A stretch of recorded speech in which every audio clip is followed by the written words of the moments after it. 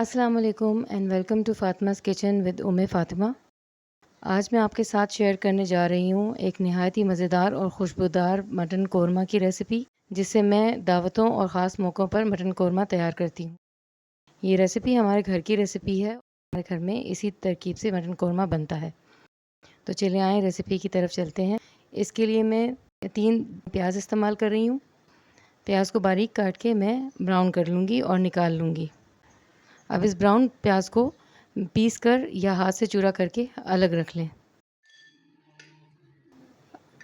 اب اسی تیل میں ڈالوں گی 1 ٹیبل سپون چاپ کیا ہوا ادرک اور 1 ٹیبل سپون چاپ کیا ہوا لہسن۔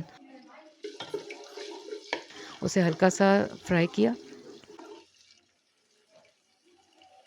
لہسن اور ادرک کو ہلکا سا فرائی کر کے اس میں مٹن شامل کروں گی، جو کہ میرے پاس تقریباً 750 گرام کے قریب ہے۔ آپ پورا 1 کلو بھی استعمال کر سکتے ہیں۔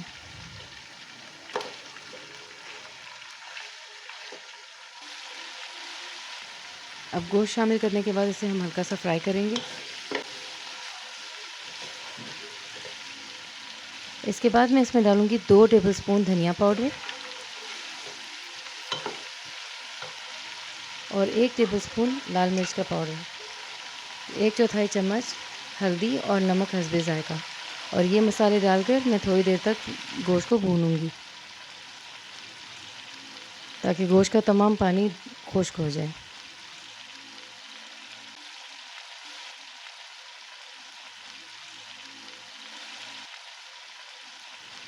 اب اس میں 2 سے 3 ٹیبل سپون قورمہ مسالہ بھی ڈال رہی ہوں۔ آپ کسی بھی برانڈ کا لے سکتے ہیں، لیکن اگر آپ کے پاس قورمہ مسالہ نہ ہو تو آپ اس کے بغیر بھی یہ قورمہ تیار کر سکتی ہیں۔ اس کے لیے آپ کو پھر اس میں 1 ٹیبل سپون گرم مسالہ پاؤڈر ڈالنا ہوگا۔ اب گوشت کا پانی خشک ہو گیا۔ اب میں اس میں 1 بڑے سائز کی کچی پیاز شامل کروں گی۔ یہ میری اپنی ترکیب ہے، اگر آپ نے نہ شامل کرنا ہو تو آپ بے شک نہ ڈالیں، لیکن اس ترکیب سے مٹن قورمہ بہت مزیدار بنتا ہے۔ ساتھ ہی میں اس میں دہی شامل کر دوں گی اور اس کو مزید تھوڑا سا فرائی کریں گے۔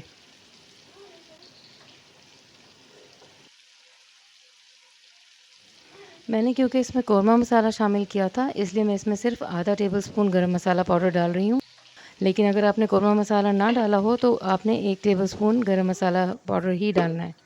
اب اس میں پانی شامل کروں گی۔ اب ساتھ ہی میں اس میں 8 سے 10 لونگ اور 1 ٹی سپون ثابت کالی مرچیں شامل کر کے گوشت کو گلنے کے لیے رکھ دوں گی۔ لونگ اور ثابت کالی مرچیں پہلے نہیں ایڈ کی تھی، میں اب ایڈ کر رہی ہوں، ویسے اسے تیل میں ہی آپ ایڈ کر لیں۔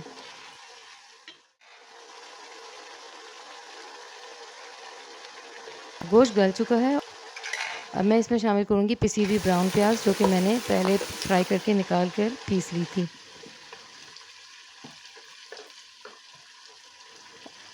اب اسے مکس کر کے اس میں آلو ڈال دوں گی۔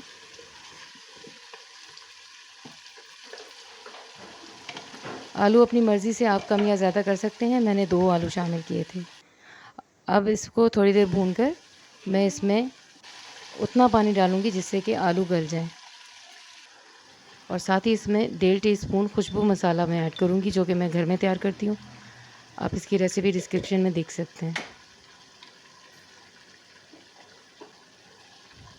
اور اس میں قورمہ ایسنس یا کیور ایسنس جو بھی آپ کے پاس ہو، آپ وہ بھی ½ ٹی سپون شامل کر دیں۔ اب اسے ڈھک کے آلو گلنے تک ہم پکائیں گے۔ جب آلو گل جائیں اور تیل اوپر آ جائے تو اس اسٹیپ پر اس میں ڈالوں گی 1 سے 2 ٹیبل سپون بادام، کاجو اور 4 مغز کا پاؤڈر۔ میں نے ان تینوں نٹس کو ملا کر پیس لیا تھا، لیکن اگر آپ کے پاس یہ ساری چیزیں نہ ہوں تو صرف بادام کا پاؤڈر بھی آپ شامل کر سکتی ہیں۔ اس سے قورمے میں بہت اچھا ٹیسٹ اور ٹیکسچر آ جاتا ہے۔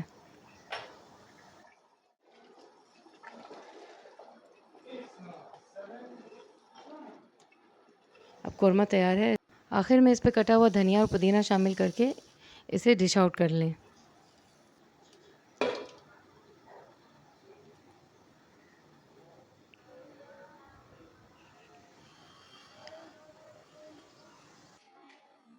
ڈش آؤٹ کرنے کے بعد اس کو میں چھلے ہوئے باداموں سے گارنش کروں گی۔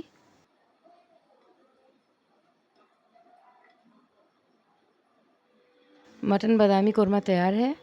آپ اسے نان یا چاول کسی بھی چیز کے ساتھ انجوائے کر سکتے ہیں. امید ہے آپ کو میری یہ ریسیپی پسند آئی ہوگی. ویڈیو اچھی لگی ہو تو آپ ویڈیو کو ضرور لائک اور چینل کو سبسکرائب کر دیجیے گا. Thank you for watching.